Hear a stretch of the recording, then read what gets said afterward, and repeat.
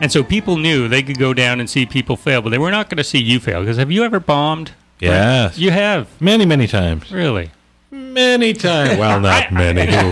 Who are we kidding? But, Once. no, yeah, I've bombed lots of times. But you're open. That's where you get good. You get good by bombing. You know, How does that work? You don't learn anything by doing well. It just goes well, and hey, great. And you have some drinks, and you go home at the end of the night. It was all great. You learn by sucking. You know, and you go, well, what caused that to suck? How you start analyzing. How could I have changed? What could I have done differently? What was in the environment conspired against me? How could I have changed the crowd's opinion? Or you start analyzing, and really, the glaring lessons are in the middle of a sucky set somewhere where you've bombed. That's where the lessons are.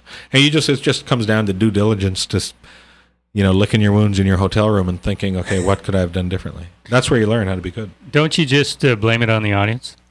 Sometimes. Yeah. You try not to, but sometimes you do. If you've done the same act and it's killed everywhere, and then you just happen to come across a crowd that isn't paying attention or not getting it, don't you just go, well, it's their fault? Sometimes you think that. Or are there still ways to win them over? Yeah, the reality is usually that there's something you could do. But the problem is that it requires making a modest effort. And it's just so often you don't want to. You don't want to make that modest effort. But you're a lazy man. I'm a lazy man by nature. But it's a conundrum. Because I'm lazy, but I'm driven. Oh. I'm an ambitious, lazy dude. I want to have like the best hammock there is.